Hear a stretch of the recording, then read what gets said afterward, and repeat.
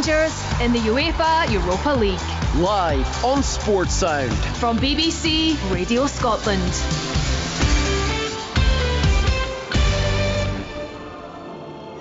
Good evening from me, Thomas Duncan. You are listening to live coverage of FC Porto against Rangers on Matchday 8 in the Europa League. Rangers cannot qualify for the knockout stages. They've managed just the 4 points in the campaign so far. It's been a bleak one, starting all the way back in the Russell Martin era into Danny Rule taking over. However, they do have some money, pride, coefficient points, and of course form to maintain in this game. Won their last 8 games, 5 clean sheets in a row.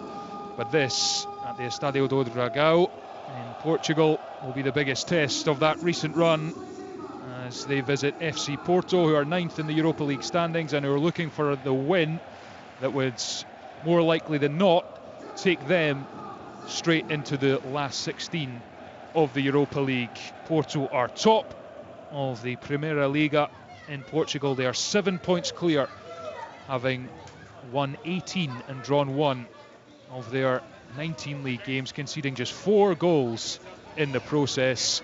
They've been fairly miserly in the Europa League too, conceding just 6 in their 7 games. They are a tough nut to crack, that is for sure. And Rangers will go about doing that this evening. I'll run you through the team news, starting with the visitors. Rangers, Danny Rule has made 5 changes from the side that beat Dundee 3-0 at the weekend. Chukwuani and Skov Olsen, the new signings, are ineligible I should say, for this match. They drop out as the Asgard Muramiovski are on the bench. In come Aarons, Diamonde, Curtis, Kusama and Chermiti. And so Rangers line up with Jack Butland in goal. A back 3 of James Tavernier on the right hand side, who's making his 109th European appearance for Rangers. That is now him level at the top of the list all time for the club with Alan McGregor. Giga and Fernandez are the other 2 centre backs in the back line. Aarons and Magoma wing backs. Raskan and Diamonde in midfield, with Curtis and Gassama supporting Yusuf Chermiti up front. Porto have also made 5 changes from their win over Gil Vicente on Monday night in the league. They won 3-0 as well. So they line up with Portugal's number 1, Diogo Costa, their captain between the sticks. Alberto Costa, who was with Juventus last season at right back. Centre-back pairing of Jan Bednarek, played over 250 games for Southampton, and Jakub Kivior, who's on loan from Arsenal. Francisco Moura is at left back. The midfield 3 is Alan Barella, who will sit as the number 6. Victor Froholt, the 19-year-old from Denmark, alongside Rodrigo Mora, the 18-year-olds who Porto have extremely high hopes for, with Pepe, the right winger, William Gomez, the left winger. They have 11 goals between them this season, and Samu Aguiawa, the Spain international, leads the line. He has 20 goals in 29 appearances this season, and it is a strong Porto team without Thiago Silva tonight, who they've just signed, the Champions League winner, formerly of Chelsea and Paris Saint-Germain and among others, as a winter signing. He can't play tonight, but he has been added to their ranks as they seek to reclaim the Portuguese title. And teams lining up on the greasy surface at the Estádio Dragão. It has been raining fairly consistently for the last few days in Portugal, as Rangers look to go back to back with victories in the Europa League. It won't help them, as I say, in terms of qualification, but it will continue a good run as they fully focus on trying to win the Premiership title, moving up to 2nd at the weekend with a comprehensive 3-0 win over Dundee, which was their 8th consecutive victory in all competitions, 6 in a row in the league. Danny Rule's men will be put to the test though tonight against FC Porto. Alongside me tonight is the former Rangers striker Billy Dodds, and this is a difficult game for Rangers because I guess they would rather focus on the league right now, and they're not just playing a team who, like themselves, have nothing to play for. They're playing for a really good side who have plenty to play for. Yeah, that is a worry, there's no doubt, but it's a game that you must embrace and look forward to in a lovely stadium, with a few €100,000 at stake as well. Yeah, a lot of people say it's a game Rangers could do without, and probably a lot of people would like the European campaign to be over, but it's needs must, and they must put up a good performance. They want to keep the momentum going. They want to do what they can to make it difficult for Porto and maybe even win the game. And who would surprise you with the way it's going for Rangers? Eight wins in the spin. They can't come into it in better fettle. No real pressure on them as well. So go out and embrace it and try and enjoy the game and try and snatch a point, maybe even a win. Yeah, FC Porto also in fairly imperious form, unbeaten in 11 matches in all competitions, winning 10 of them since they exited the League Cup at the hands of Vitória Guimarães on the 4th of December. That's just one of 2 defeats all season for Francesco Farioli's side. The other one was in this competition away to Nottingham Forest. So a team that is just not used to defeats this season at all, as the captains Diogo Costa and James Tavernier exchange the pennants and speak to the officials, who are led by Jasper Vergote of Belgium tonight. All the officials bar the assistant VAR from Belgium, and the other is from the Netherlands. They will take charge of this game. The Rangers looking to maintain their good form, and players just about ready to go. You're listening, and welcome to listeners joining us online at the BBC Sport website and on 5 Sports Extra to FC Porto against Rangers in the Europa League on Matchday 8 coming your way, as Rangers as well run you through their bench quickly because they are light of the signings that can't be registered. So they've got Oliver Antman, Bojan Miovski, Mikey Moore, Josh Gentles, Liam Kelly, Kieran Wright, John Suter, Tello Asgard, and another 3 youngsters, Aaron Kerr, Alexander Smith, and Lou Stewart is also among them. So Danny Rowe will be looking to get through this with a good performance, hopefully a good result, but more importantly with his squad intact for what is a fascinating Premiership run-in, as leaders' Hearts 4 points in front of Rangers at the moment, Celtic a further 2 back in 3rd place. It's all set up for a grandstand run-in to the Scottish Premiership season, and of course the transfer window will play a big hand in that. Rangers have been busy signing 3. Danny Rowe keen to add another few. They've been linked with a couple, including Ryan Aderi of Hansa Rostock in Germany, as well as some reports recently of Joel Pirot of Leeds, potential loan signing up front as they look to add more goals to their team, because that's perhaps the one area that Danny Rowe, he has improved but still not scoring enough goals probably overall, as Rangers kick us off at the Estadio Dragao and Jack Butland goes long, the right boot, immediately pinning Porto back, but the header is won by Moura, the left back. They play it up to Samu, lays it off immediately to Rodrigo Moura, who crosses the halfway line, and he threads it behind the Rangers defence for Gomez to chase, and the defender gets back in and knocks it back to Jack Butland, and then it was Nagoma. He took out Gomez, but the ball had already been won. Yeah, but he needed every yard of his pace, Thomas, right away. Moura sending him through, and Gomez, he thinks he's in goal, but Nagoma showing brilliant pace. We know he's got that in the locker. He had to have in that occasion, or Porto would have been 1-0 up in the opening seconds.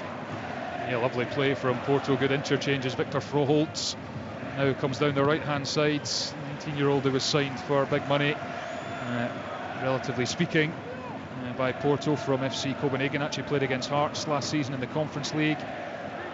He's one of the biggest money signings by a Portuguese club ever, as Rangers try and win it. Gassama back helping out Nagoma. It's threaded to the edge of the box, cross comes in, it's a poor one and away by Fernandez, who plays it out for a throw-in over on the far side. So as we would expect, FC Porto, the home sides, on the front foot early on. It's thrown into Barella, back out to Moura, won by Rangers. Diamonde in there, and then cleared forwards. And Yusuf Chermiti, formerly of Sporting of course, goes after this, and he does well to get connection on it as he put the defender Kivior under pressure, but he eventually wins it back, and it's square for Bednarek. Bednarek out to the right back Alberto Costa, forwards to Samu, who is offside. Rangers free kick, couple of minutes gone, 0-0. Yeah, you can see Samu just going a little bit early, but they're so comfortable on the ball. They're probing Rangers already. It's going to be a long game. The defenders are going to have to concentrate for long periods, make sure they stay solid, because Porto, even early on in this game, look comfortable, starting to ask the questions, look for that valuable 3 points. Yeah, they've been solid if unspectacular in this competition. Porto beat Salzburg 1-0, Red Star 2-1. Lost to Nottingham Forest, as I mentioned, 2-0. Drew with Utrecht, who are up against Celtic tonight, 1-1. Beat Nice 3-0. And Malmo 2-1, and then drew 1-1 with Victoria Pilsen. Last time out, of course, Rangers knocking Pilsen out of the Champions League qualifiers way back in the summer. But they are still on the threshold, Porto, of getting into the top 8 and through to the last 16 proper, which Rangers, of course, managed last season under Philippe Clement. The Europa League has been an enjoyable competition for them as they all the way to the latter stages again. This season's been a different story as they knock it about the visitors back to Butlands. He puts it across to Fernandez. He's pressed and he steps between two players, and Raskan helps him out, knocks it to the left-hand side, and it's up to Chermiti, lays it back into midfield. Raskan for Diamonde. Diamonde out to Tavernier. Tavernier forwards, and then into Raskan, who scoops the pass forward looking for Finlay Curtis, but it runs out for a Porto throw-in. Better from Rangers though in terms of getting a wee bit of a foot on the ball, taking the sting out of some of the Porto play. Exactly that. I mean, good play from Raskan and Diamonde. Just Diamonde playing 3 touches, a better player when he does that, just keeping the ball moving, getting a spell of possession. It's hard when you have to chase the ball for long periods of the game, so it's nice to get a bit of possession, try to find Curtis out that right hand side, but the pass was just overhit. Kivior picks out Froholt with a nice pass out from the back. Samu kind of miscontrols, but he's ended up laying it into the path of Rodrigo Mora, who comes forward and he goes for the big switch, but that allows Tavernier to get his forehead on it, and it redirects it out to Max Aarons on the far side, and he plays it off a Porto player for a Rangers throw in their own half. Porto 0, Rangers 0 after 4.5 minutes in the drag-out, and decent enough start from Rangers. We're a wee bit fortunate there because Fernandez gives the ball away and Magoma's high up the pitch, and they nearly lost it, and Gomez was free in that right hand side, and with Fernandez, who's playing left centre half, Magoma, who's playing left wing back, out the game. I mean, the right pass would have put Gomez straight through, so got to keep possession when you're forcing the play and you're out of position as well. There's Gassama going across the box, and he finds Aarons on the right side of the area, lays it back to Tavernier, who sends it in, but it's overhit from James Tavernier and goes behind for a goal kick. It's James Tavernier draws level, as I mentioned, with Alan McGregor on 109 European appearances for Rangers. Those two top the list. He won't add to them this season, of course, as this will be Rangers' last outing in European competition this season. No safety net of dropping into the Conference League anymore as Rangers win it. Curtis curls one into the box, and Gassama goes up, heads it down, and it's in, and Rangers leads. Stunning from Rangers. And JD Gassama runs off in celebration, and FC Porto were not expecting that. Curtis's cross, Gassama's header, and it is Porto 0, Rangers 1. Yeah, it's a great header, and it's back where it came from, into the far corner, down into the ground from Gassama to put Rangers ahead. But I have to give praise to young Finlay Curtis. The ball in was absolutely magnificent. When he takes it, shows composure, gets out his feet and just hangs it away up to that far post. He's only got Gassama to pick out, and once he does that, when he lifts it, that's quality, the way he just shapes it into him, and it's not a bad header either. And what a start that is for Rangers. Yeah, JD Gassama just loves playing in European competition for Rangers. It's his 8th goal of the season, and all but 2 of them have come in European football, whether it be the Europa League or Champions League qualifiers. It's a brilliant downward header back across the goalkeeper. The man on the line, who was Bednarek, could do nothing about it. And fair play as well, Billy, to James Tavernier, because it was him who read the pass out from the back and managed to pinch the ball, which went to Curtis. Yeah, it was a good bit of pressure. He stepped up to get the tackle in, and then it fell with Curtis, but the quality came from Curtis, the way he shaped it away into that far post. Gassama, good header. I think Bednarek maybe have done better. He tried to clear it with his knee, completely missed it, but it doesn't matter. I mean, from a Rangers point of view, it was brilliant all round play, whether it was a tackle, then the shaped cross. from Friendly Curtis, and a really good header from Gassama to put them one up. Incidentally, Celtic are 2-0 up against Utrecht and on course to reach the playoff round as it's come in. Chance for Porto, really good chance for Gomez, edge of the 6-yard box, cross played into him, just never caught it with any conviction, and the chance went as soon as it arrived for FC Porto to hit straight back. And that's just a little reminder for Rangers, who have done well to breach the Porto defence, because they don't concede too many, as we've mentioned. Yeah, and it was very similar to it would have been if they got a connection from Gomez, where it was a flatter cross and with more pace, but comes from a really wide area, whipped in, a lovely ball, and Gomez just misses it. Oh, and it's played into Gassama, but it's just too far in front of him as he slipped in behind. It's a far more open game than perhaps we were expecting, because both sides have majored on defensive solidity in their recent good form. Both sides with chances. Rangers crucially have taken their best one. Gassama heading in after 6 minutes. So good start for Rangers as Giga chests into the centre circle for Rask, and Diamonde flicks around the corner and he's caught late by Victor Froholt, so it'll be a free kick to Rangers, and we will accept that. Diamonde and Raskan forming that partnership in midfield again. I think one thing we can safely say, Thomas, is Rangers are playing without any fear, any pressure. You can see they're enjoying the game. Said that to you before, just enjoy the fixture, try and stay solid, try and create when you get the opportunity. That's exactly what they've done. And a good start. Tavernier will take this free kick. It's just outside the centre circle. It's not much angle for the Rangers captain to work with, but he floats it into the box and it's headed away by Kivior, controlled by Pepe, the winger, who is swarmed by Raskan and Aarons, and it's won by Rangers. They will also take the throw in there. So as it stands, Porto certainly not going to finish in the top half of the league. Celtic up to 21st in the standings at the moment. As Tavernier drives this ball and it's ready to fling it in. Rangers moving up to 29th and a much more respectable points tally of 7, but still a long way to go as we hit 10 minutes. Long throw from Tavernier into the Porto box. Fernandes is up, he gets a flick on, and the referee blows the whistle for a foul. He's certainly a threat in there, Emmanuel Fernandes. 5 goals this season. He always manages to make a nuisance of himself. Don't see too much in it, to be honest with you. Porto player just puts himself to the deck. I think he realised maybe a tug of the shirt when we see it again, but he's a threat. I mean, 5, 6, 7. I mean, you've got a player like Tavernier who can launch the ball a long way. I think you've got to use it, and that's exactly what Rangers did, and they were a wee bit unfortunate.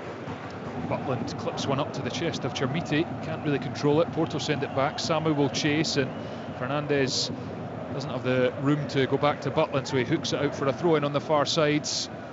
FC Porto 0, Rangers 1 if you're just joining us at the BBC Sport website, and it's on 5 Sports Extra 2 as it goes into the Rangers box. Tavernier clears, Rangers changing shape as we've spoken about to a back 3. Chermiti closing down Jan Bednarek, who holds him off with ease and calmly strokes it to Barella, the centre midfielder. Gives it now to Costa, to Varela. It's Kivior out to Francisco Moura, who hooks in the early cross. Gomez comes in from the right hand side but doesn't get anything on it, and then that looked like a foul. It was on Gassama next to the linesman, so Rangers get the free kick just about the edge of their own box next to the touchline, and it is Porto 0, Rangers 1. Gassama's 8th goal of the season after 6 minutes. The difference between the sides, Francisco Farioli, the man in charge of Porto this season, his first season at the club, having taken charge of Ajax last season, and also did a campaign with Nice in France. One of the kind of rising stars of management, the 36-year-old, same age as Danny Rule at Rangers. The Italian, his Ajax sides, when he joined, they were in a bit of disarray, having finished 5th the season before. Got them 9 points clear in March last year in the Eredivisie before they were run down by PSV and lost the title on the final day. He departed amidst some rancour over transfers and other things. was Porto's benefit ultimately, because he's come in and only lost 2 games this season. He's just signed a new deal as Porto recycle the ball at the back after getting the free kick. It's Kivior, and that's a poor pass, well read by Aarons. And Aarons crosses halfway and he is dispossessed by Pepe, and he knocks it back to Maura, and he gives it to Mora, and the 18-year-old who is attracting interest from some of the top clubs in Europe because he is an extremely precocious young talent in midfield for Porto. He's got a €70 million release clause, which, if you're one of the top clubs in Europe, is seen as a bit of a snip for a player with his potential. Still young though, under 21 international with Portugal. Here he is, tries to turn, but Fernandes with good aggressive defending out from the back to snuff out the danger, and Rangers get it back to Butland in the 6-yard box, and he goes long with the left foot towards Chermiti. It's good that from Rangers though. You talked about Tavernier stepping in for the goal as well when he wins it and gives it to Curtis, but Fernandes on that occasion, tight areas, Porto looking threatening, really aggressive when he stepped in there, took the ball, and it was a really good play. They've looked solid so far, Rangers. Diomande just short of halfway, goes to Magoma at left back. Rangers were rooting for Ajax win last night in the Champions League because they were up against Olympiacos, who are rivaling them as a side in the coefficient rankings, who are outside one of Europe's top 10 leagues. If Olympiacos had failed to win last night in the Champions League, then should Rangers have gone on to win here's Samuel, come back to that point, he lashes one from distance, but it's into the stands. Yeah, had Olympiacos not managed to beat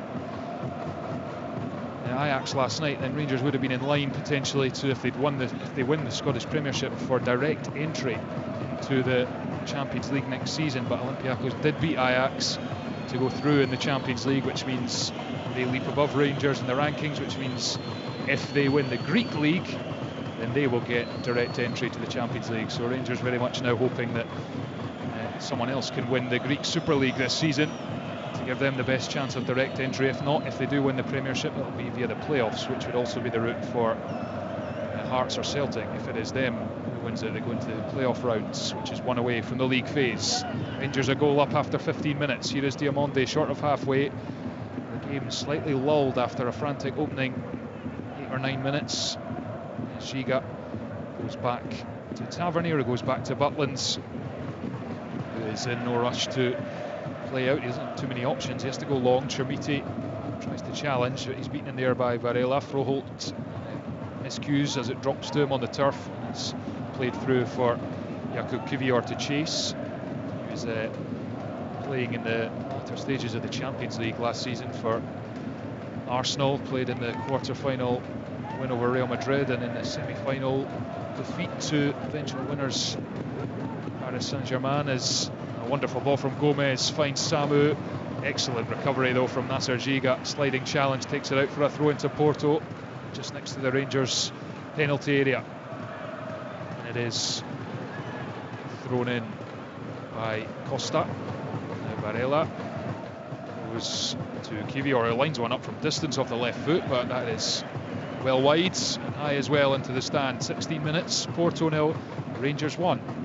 Yeah, that'll suit them, I'm sure, being a goal up and looking solid to start with, and still looking a threat in the break as well. That they'll be more than happy for Porto to take long range pot shots, and that's exactly what they did when they stepped forward. It's Kivior, their centre half, who's stepping in there as well and trying to laser a shot from about all of 30 yards, and it's never working the goalkeeper. And Danny Rule will be really happy with his team so far, how it's gone.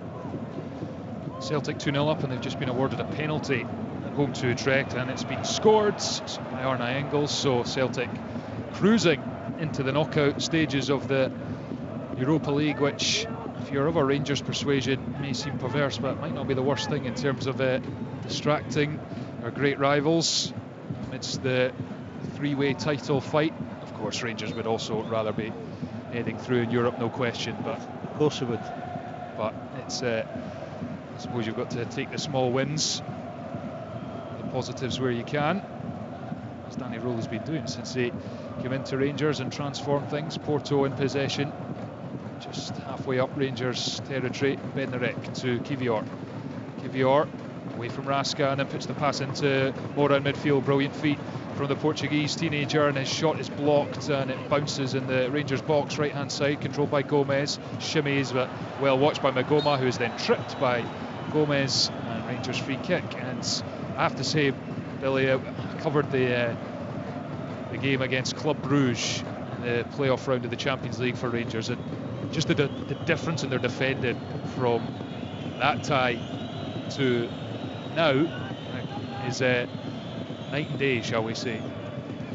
Yes, I did the away leg as well, and it was, you've got to say, horrific that night for the second leg especially, and it wasn't great the first leg either, and they do look organised. Yes, confidence is a big factor, but also positioning, doing the right things, and so far in the game they're winning their individual duels. They collectively look strong. You see Magoma there when he took the ball off Gomez, and then Gomez sort of rugby tackled him. So those individual duels, they're really coming out top, and they're looking collectively just a different force these days, Rangers, both in attacking and defensively. Yeah, and Diamonde's just won a good free kick in midfield as he took it on the half turn, and that allows Rangers to get the big men like Fernandes forwards. Their set piece goal record has improved markedly, as well as the defensive side, since Danny Rowe came in and brought in Scott Fry as a set piece coach. They were toiling in that department starting the season under Russell Martin, as Tavernier and Magoma in conversation over who's going to deliver this, but I'm sure it will be the captain with the right foot. It's again fairly central. It's Magoma dummies and Tavernier sends it in, but he's overhit it. Takes one bounce and goes behind for a goal kick. Just shy of 20 minutes. Porto 0, Rangers 1. Gassama's goal the difference. I'm sure you're like me when you're watching the game and you're thinking, what did we ever dream it could have been so straightforward so far in the game? I know there's only 20 minutes gone, but Rangers getting both sides of the game really well. Although Porto break, but look, solid defensively as I said, but look, a threat going forward. Here's Costa driving from deep and he whips a ball in, but it was a bit too high for Pepe. It's kept in on the far side. No, it's not, by Francisco Moura, left back. And Rangers will accept that. Yeah, no, I agree with you. I think apart from the first minute where they got in behind Rangers and Magoma had to recover really well, it's fairly comfortable for the Premiership sides. Tavernier, as we just see a rerun of the goal. It's a lovely turn from Curtis as well, and hangs it up into a dangerous area, and a lovely header. See, Rangers win it, and Gassama can break. Porto want the free kick, not going to get it. Gassama scampers across centre circle and out to the left hand side where he loves to play. Puts a few step overs in and he cuts in on the right foot, and he's just smashed the cross behind for a goal kick. Just a bit excited there, JD Gassama. He did keep a calm head. He certainly did, Thomas. I mean, once he cuts in, I mean, it's a real dangerous position, and you're thinking, we've seen him so many times from that left-hand side cutting and trying to go for the far corner. I think maybe another step when I made his mind up where he takes it and maybe hits it from about 17 yards and tries to find the far corner, as we say, but he just took it early and he rushed it as well, and it was never going in. He tried to cross it and couldn't find a target. I've just seen a few more reruns of the goal here as Rangers give away a free kick about 30 yards out, fairly central. Pepe's been caught and Rangers get the free kick. I think Porto were complaining, actually, now that I've seen a replay, that as Curtis turns, it actually strikes his arm as he's turning. He doesn't know anything about it. It was a handball, so they're screaming for the... They were complaining at the time that the goal should have been chalked off, but it wasn't. And now Tavernier pleading the case for Emmanuel Fernandes that he doesn't go into the referee's book here. Pepe was who was caught via Porto free kick. 22 minutes played, and it is Rangers who lead by a goal to nil. Jack Butland's not been tested so far by the Primera Liga leaders. They have Kivior and Bednarek up, as Rodrigo Mora, the teenager, stands over this. it's a good 35 yards out, maybe 30 yards out. Mora feigns to go short, and then it's Gomez comes across, and then it's played in to the back post. Rangers are scrambling, touch on it, and Tavernier has to hook it away. It didn't look like it was going on target, and the referee's whistle goes offside anyway, so will not have counted. I think that was a fake misunderstanding from Porto to try and catch Rangers off guard, which they managed to do, but were straying offside anyway. Yeah, it was poor.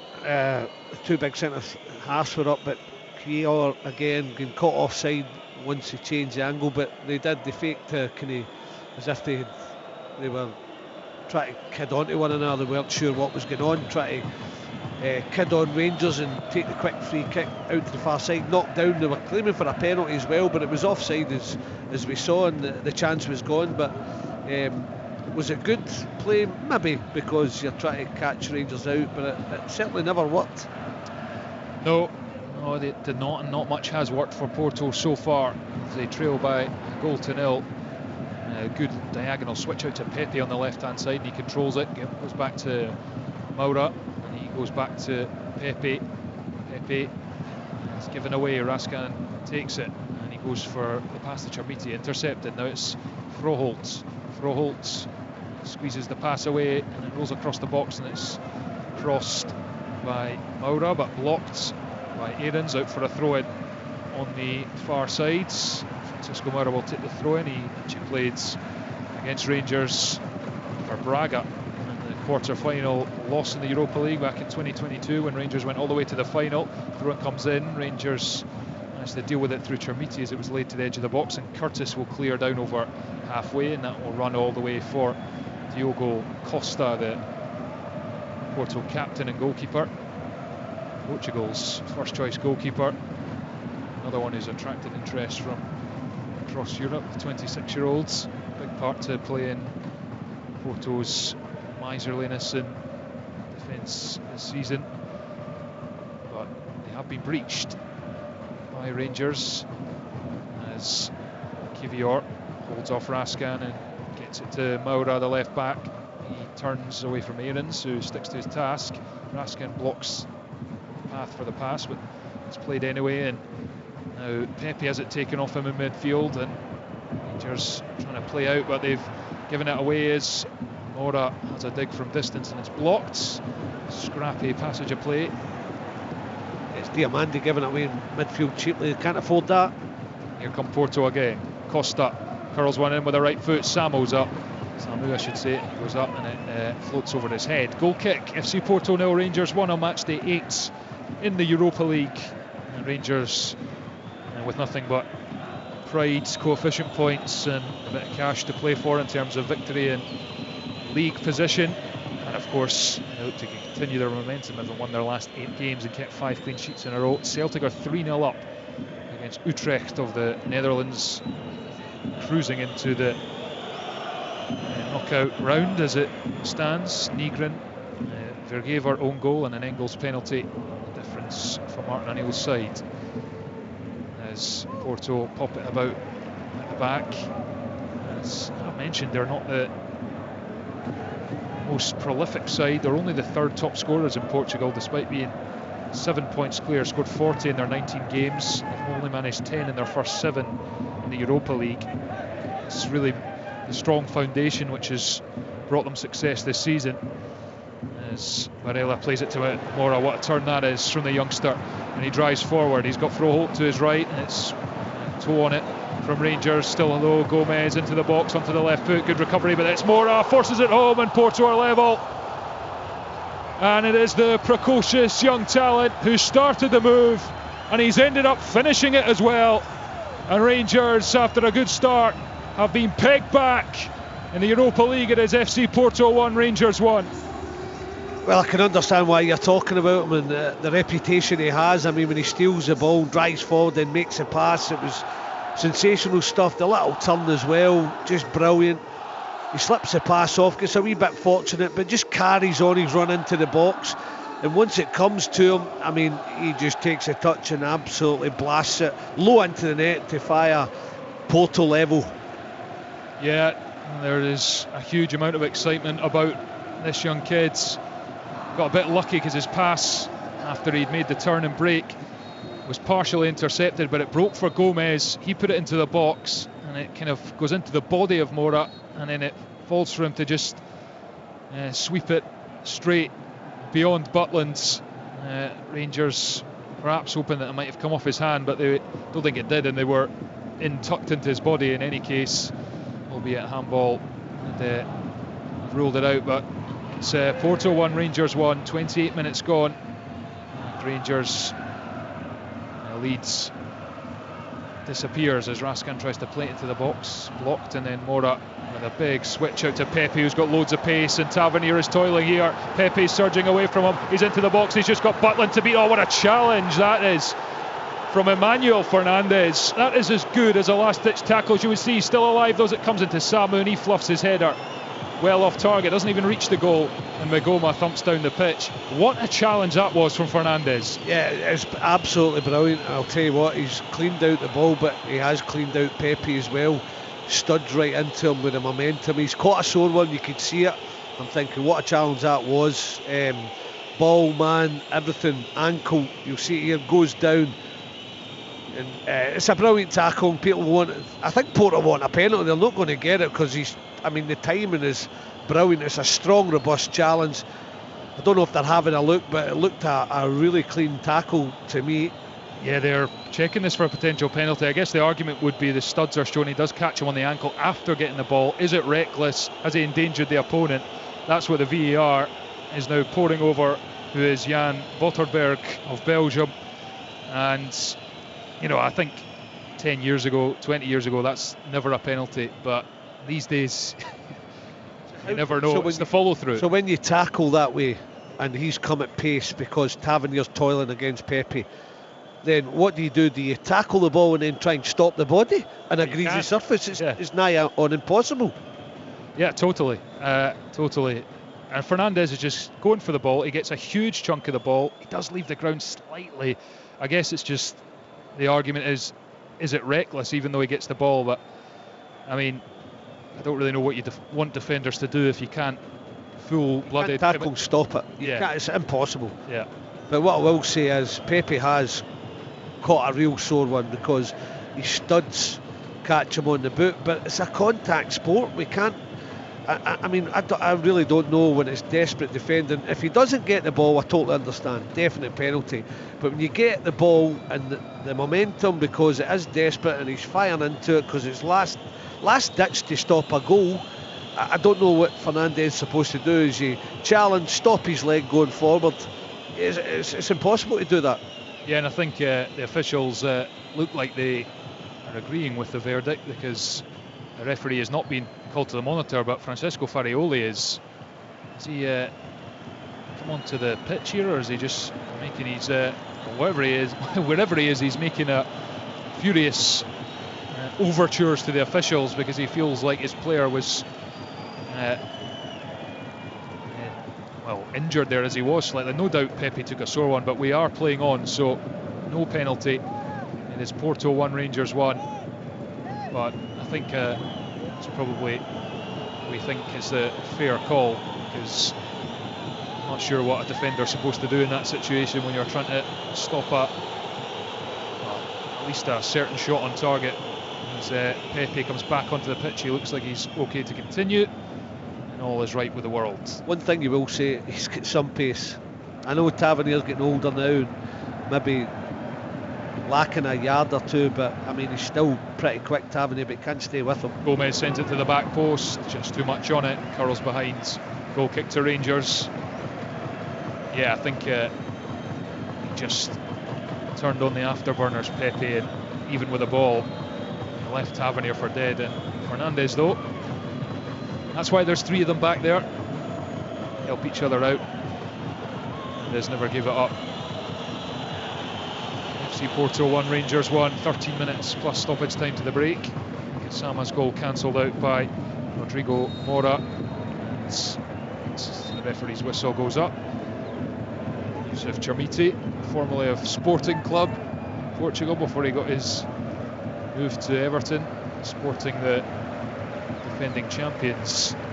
Porto haven't won the title since 2021-22, having dominated a lot of the previous 20 years in Portugal. Him and Benfica share most of the titles, but Sporting have come on the scene recently. Started under Ruben Amorim, of course. As Rangers get a free kick, just inside the touchline, deep in their own half. Raskin gets to his feet.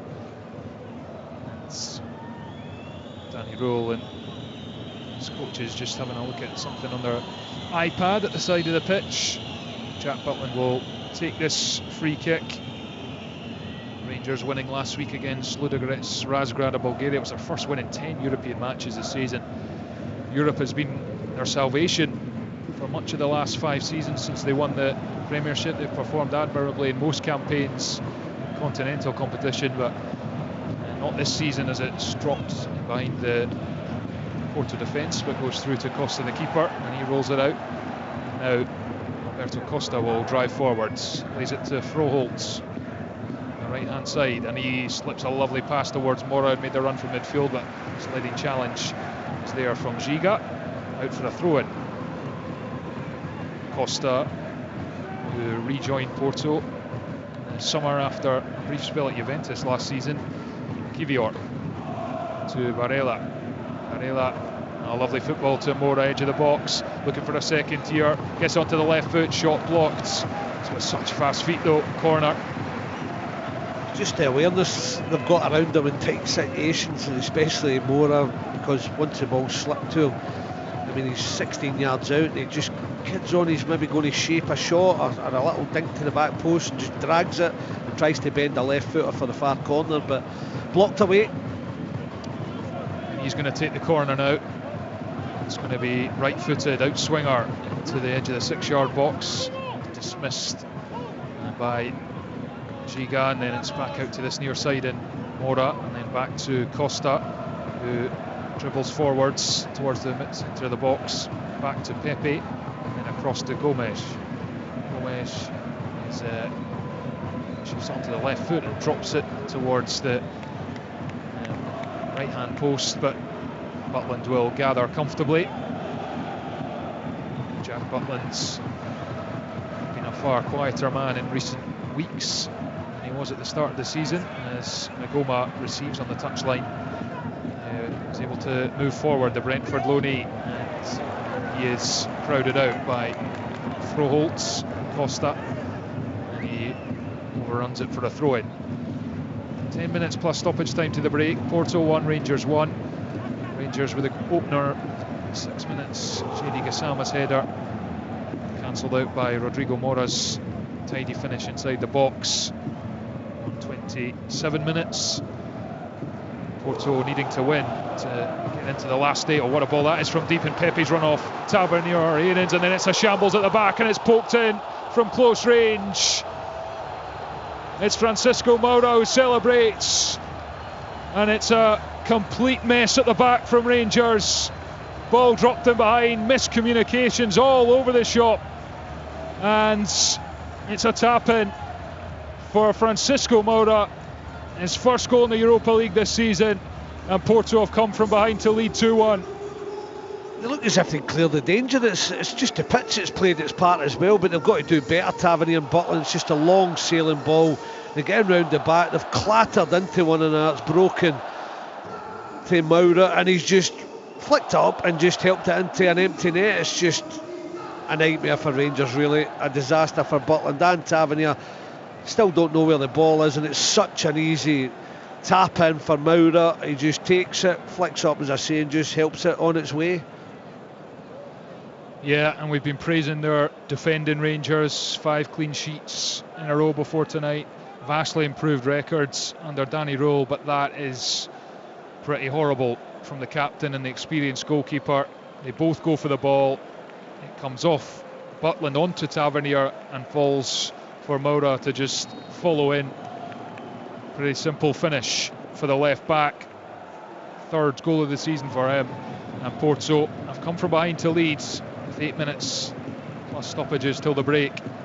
Looking at it again, I think Butland's got to get two hands on the ball and just hold it, even if it spills for a little bit, but he doesn't go wholeheartedly. Taverniers reacts, he's thinking about clearing it and then just stops, but his momentum takes him into Butland. Butland's got to be brave, get his two hands on it, maybe take a hit, get the body there, but he wasn't convincing when he goes to get it and spills it. It pops up in the air, and as you say, Maura is left to just help it into the empty net, but it's a nightmare for Rangers. It really was, in terms of the long ball. They didn't deal with it, and now they find themselves 2-1 down.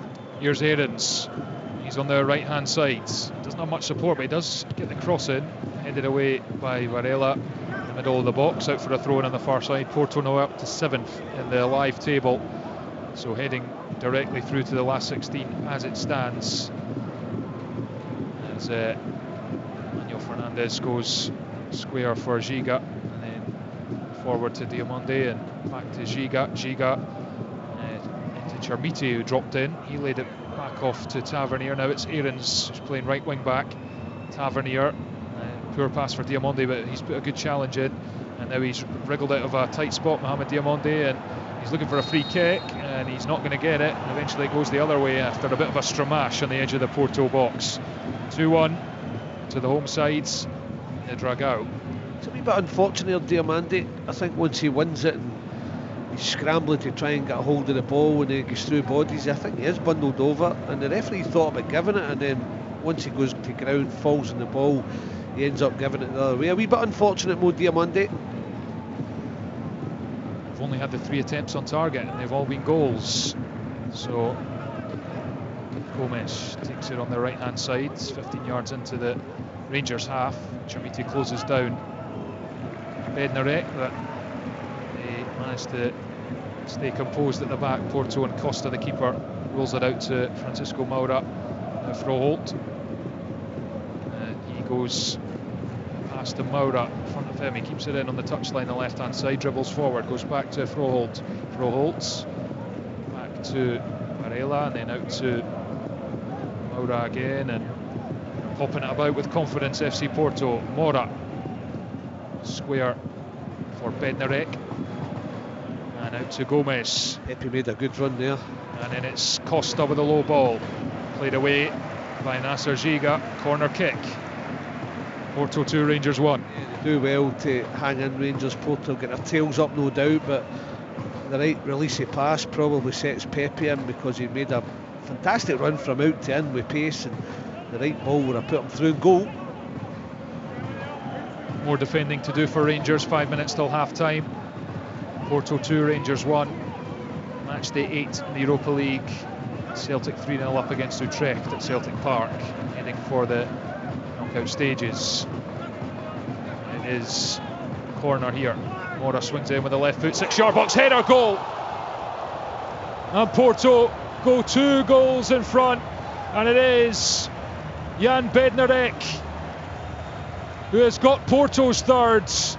And Rangers have been strong at defending set pieces in recent times, but that is a corner into the box, and it's just the big defender planting his head on it and planting the ball past Jack Butland. Porto 3, Rangers 1. Too easy. I mean, the delivery's good, the quality's good, but I mean, it's poor from Rangers, really is.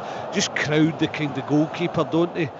And it's little movements, just a yard off the line. Bednarek comes, attacks it. It's an own goal when you see it, actually. It's come off of Fernandes and flies in, but it's just because there's loads of bodies in there causing a bit of panic, and yet again Rangers suffer. Yeah, when you see the close replay, it actually comes off Bednarek's shoulder and then off the head of Emmanuel Fernandes. So an own goal puts FC Porto 3-1 in front, and what was such a bright opening to this game for Danny Rule's side is quickly turning into another tough Europa League evening this season. Gassama carries forward as he looks to get Rangers back into the game before the break. 3 minutes till half time. Agoma for Diomande into Gassama. Gassama to Curtis and Raskan, and out to Megoma. Megoma across to Diomande. Diomande nudges it all the way back to Sir Giga. Now Raskan looking for a bit of movement in front of him. Gives it to Giga. Giga to Raskan. Raskan stops on the ball. Still in Porto territory, but a long way from the goal. Giga. Rangers going nowhere at the moment. Porto's shape is good. As Raskan has to go back to Fernandez. He finds Diamonde. Diamonde in the centre circle. And a good run from Gassama, but it's a shocking ball from Diamonde. Just thumps it. And it skids off the greasy surface and goes behind for a goal kick. Porto 3, Rangers 1. He ended up forcing it and he didn't have to. I mean, Porto had backed off. They're into a back 5 at times when they shape up, and they're so narrow. Just the art of defending there to witness, and Rangers are ended up having to force a pass through Mo Diamande to get straight out the pitch. Yeah, I've watched the highlights of them playing over recent weeks, Porto, in preparation for this game, and they have a real appetite for defending. As it's dropped over the top again, Gomez gets a touch on it, and Fernandez manages to recover, and he puts hands on Gomez. It looked a touch soft, but he did put hands on the winger Fernandez, and he gives away the free kick. A chance for Porto to deliver from the right hand side. Yeah, clumsy. He's got his hands on him, but also, I mean, look, I can't see it in that evidence, but Gomez holding his ankle, but Fernandez has been done there. A little bit of a con job from Gomez where he just holds it, just waits, bumps against Fernandez, hits the deck, gets the free kick. Referee's always given. If you put any contact and the winger goes to it, the referee gives it nearly every time. Gomez knows what he's doing, buys the free kick, and Danny Rule is ranting to his staff on the bench. Very frustrated at his side's first half performance. 1 minute to the break plus stoppage time. Porto free kick, right hand side. It is Rodrigo Mora who curls it in, 6-yard box, flicked away, drops to Gomez. His strike is blocked. It's a bit of a mess just at the D on the edge of the box. Rangers get the free kick, and that will relieve some pressure. And now I think, Billy, it's just about getting to the break with no further damage done for Rangers at this stage. Yeah, I mean, it's damage limitation, it looks like. It started so well, maybe for 20 minutes, looked solid, then since he lost equaliser, they look now ropey, Rangers, at times at the back, and even in that occasion they lost the ball and Porto looked threatening, and luckily for Rangers, referee gave them a free kick for a change.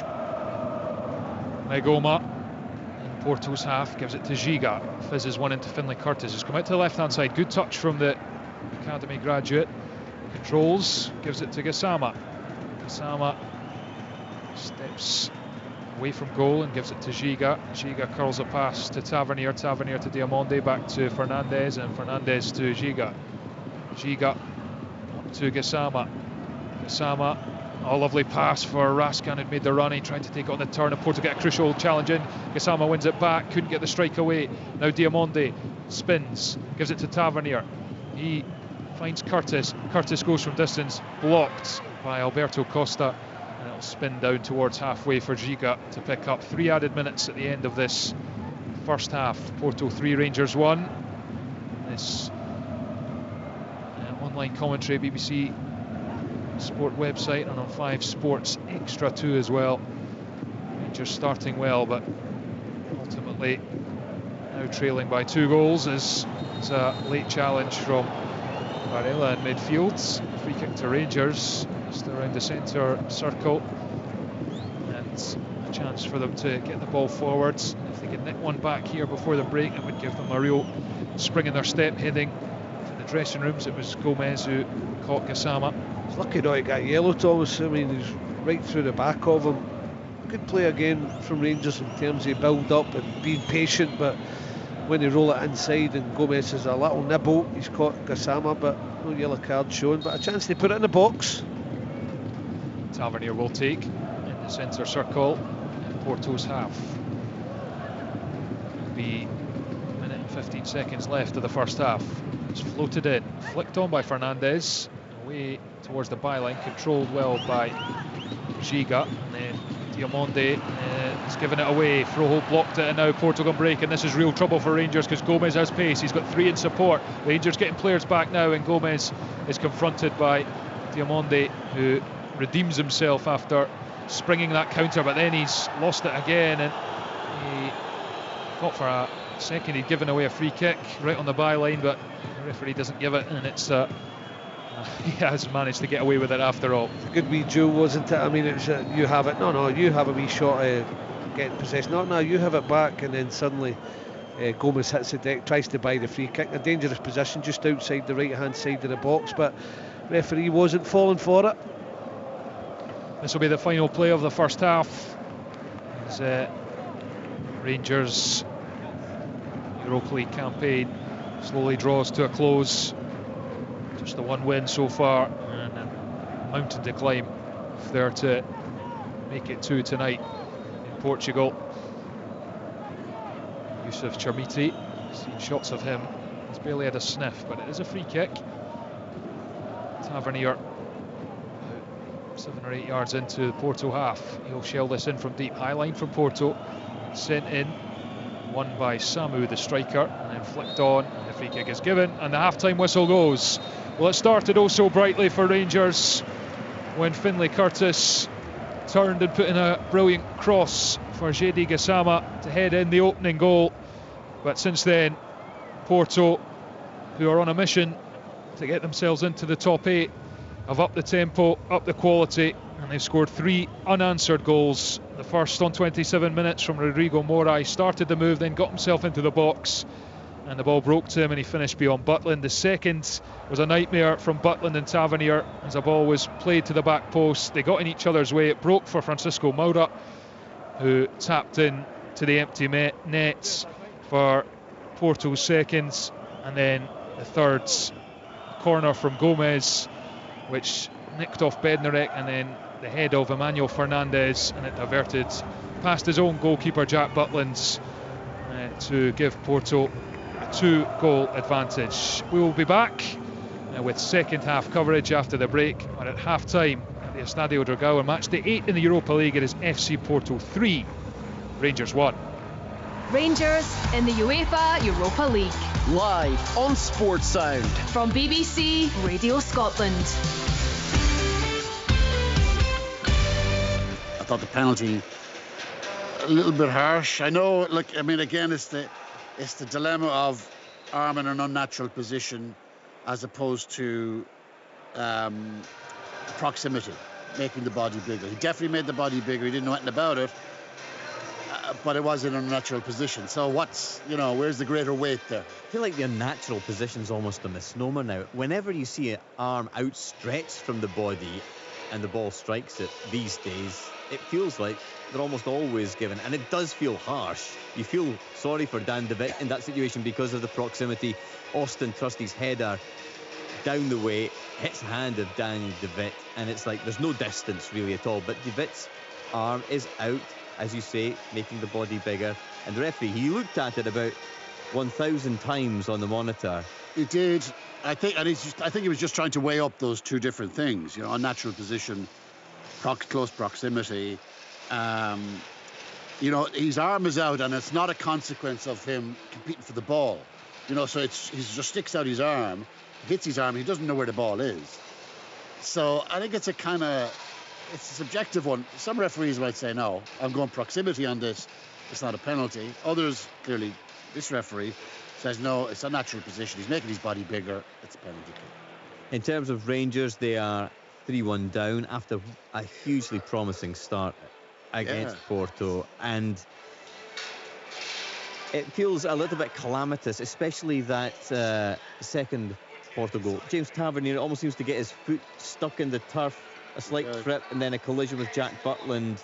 Yes. And after that, Emmanuel Fernandez, who we talked about before the match, trying to defend the corner, unfortunately gets his head in the way and directs the ball in the wrong direction. Well, I think his positioning was wrong, wasn't it? So he, in that position, when the ball hits off his head, it's going in the net.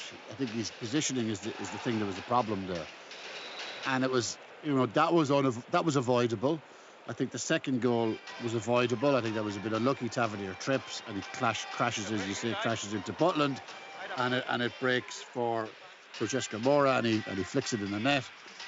And you don't need things like that happening when you're up against what is a very, very good team, and a hungry team, and a young and talented team. And Rodrigo Mora, he's a teenager. He looks a fantastic player. I bet the house that he'll end up at Chelsea for about 70 million in the blink of an eye. And never play. And never play. Yeah. Well, it is 3-1 to Porto at half-time. There is online commentary of the Porto Rangers match. Our match commentator is Thomas Duncan. Let's get the considered view of that first half now from Thomas.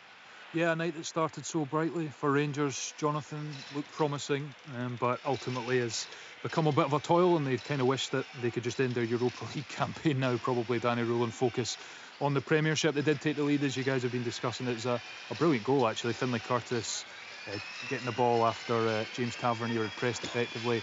Lovely turn and lovely cross, and Gassama was running in from the other wing, and a lovely header down low across the goalkeeper to give Rangers a lead after 6 minutes. There was appeals from FC Porto because it did actually hit Finlay Curtis's hand as he turned. It was down by his side, and they were appealing that it shouldn't have stood, but the officials disagreed, and so Rangers did have the lead. But since then, FC Porto, who are obviously looking to win to get themselves in the top 8, which they are as it stands, have really lifted the tempo, the dominance, and Rangers have creaked and caused some of their own problems in the process. Rodrigo Mora, we talked about him, Tom just mentioned him, a real hand in the equaliser. Starts the move with a brilliant turn away from Nico Raskan, drives towards the box, gets a little break of the ball. It looked like it'd been intercepted, but then he follows it in, and it breaks them as Gomez stabs it into the edge of the 6-yard box, and he controls well and finishes beyond Butland. The second one is just a mix-up from Tavernier and Butland. The goalkeeper comes, doesn't get it, bumps into Tavernier, and it squirms for Francisco Mora, the left-back, to tap in one of the easiest goals he'll ever score, and that was Rangers 2-1 behind. And then to make matters worse, they couldn't get into the break. Corner from Gomez, which comes off Fernandez's head and flies past Jack Butland, and so Rangers, with a mountain to climb, really. Porto look like they're cruising through into the last 16 as things stand in terms of the table, and I suppose for Danny Rule, it's maybe a question of, does he make some changes and try and rest some players with a huge game away to Hibernian to come. You obviously don't want to take a sore one, but the Premiership clearly the focus, as we knew before kick-off tonight. Yep, Billy Dodds co-commentating with Thomas this evening. Billy, how do you see Danny Rowe dealing with the second half? Just try to keep it tighter. It actually looked pretty tight for about 20-25 minutes that half, and things were going really well for Rangers. They looked solid at the back, and they looked a threat going forward at times as well, but then everything fell to bits really once they lose the goal. It's really good play from Mora, and then when I think it was Magoma tucked in, he kicks it off him and he pops in the net. Then the second one, I think Butland's got to do better, because he comes out and Tavernier tries to stop because he's probably had the shout, but he doesn't come out convincing. He might have to take a hit, Butland, but it's just like two soft hands on it. Ball pops up, and then Maura's there to roll into empty net, and then it's the crowded one that causes a bit of panic that puts some 3-1 up as well. So they're a good team, they've got really good players, and they've done well to bounce back, because it was all going well for Rangers for about 20 minutes. Jonas? Good stuff, Billy, Thomas, thank you very much indeed. There is live second half commentary of Porto versus Rangers available online, bbc.co.uk/sport Scotland. Let's return to matters at Celtic Park this evening, and Pat Bonner, part of our commentary team this evening. And Pat, you've had a bit of time to reflect on that first half. Is there still a feel-good factor around Celtic Park despite that late goal from Utrecht? Well, I tell you what, if the second goal had to go in, there wouldn't have been. It's just right before half-time to the goal, and that just takes the good feel factor away from the crowd slightly. As Tom says, if they can go on in the second half and get the fourth goal and kill the game off, for sure. But you could see it coming. As that half wore on, Celtic stopped competing in the middle of the pitch. They weren't winning the second ball. Utrecht, as a Dutch team would do, they were building the game up. They were in control of what they were doing, and then just creating that opportunity to hit the target and just past Michael. I don't know if you guys might have seen it on TV. Was he unsighted or what? Because he didn't really. Maybe a little. Yeah. He didn't really go for it. He just stood there as the ball went past him on his left-hand side. which is a little bit disappointing. But overall, listen, they got off to a perfect start, and it was a perfect start. And then the penalty kind of, built on that. So the disappointment is that they allowed a team like Utrecht to come back into the game, and that they have to kill that off now in the second half. Maybe it was because a couple of players also got booked. Ingles got booked, Yang got booked. Maybe they stopped doing what they were doing early on, getting tight and getting into tackles and so on, and then it just kind of in their mind they just stepped off it, and that allowed Utrecht to control the last 10-15 minutes of the game and get their goal. There were a few defenders on the edge of the box as Danny De Witt took that shot, so there is a case for Kasper Schmeichel to say that perhaps he was slightly unsighted. It's not the first time we've seen this sort of slump from Celtic, though, in terms of... we saw it against Falkirk. They started well away to Falkirk. Falkirk essentially wrestled the match away from Celtic. Even against Hearts at the weekend, you saw it as well. Is there a degree of sloppiness to the play, would you say, towards the end of that second half, end of the first half there, Pat, for you from Celtic? Yeah, you could argue that, but listen, you're in European football. You're never going to control the full game. There's going to be periods when the other team has a little bit more of the ball, and that's when you have to really defend well. You've got to be collectively as a unit very defensive.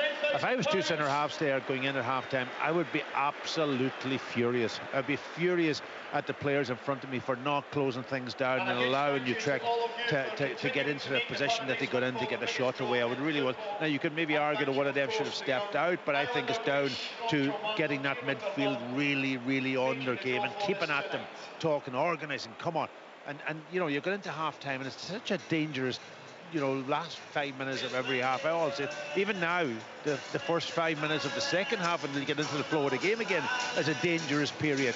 So, but it comes. Honestly, I would be in the dressing room saying to people, guys, that's not good enough. If we're going to win titles or we're going to get into the next round, we've got to be switched on for the full time. And that people can make mistakes or whatever happens, but when you see them just switching off slightly, that is really annoying, really frustrating. Thanks, Pat. There is a choice of listening right now on Sports Sound to hear Porto against Rangers. That is live online at bbc.co.uk/Sports Scotland and on digital radio on BBC Radio 5 Sports Extra 2. And for Celtic against Utrecht, I'll stick with us here on BBC Radio Scotland Extra on BBC Sounds, digital radio, 810 medium wave and online. Rangers in the UEFA Europa League. Live on Sports Sound. From BBC Radio Scotland.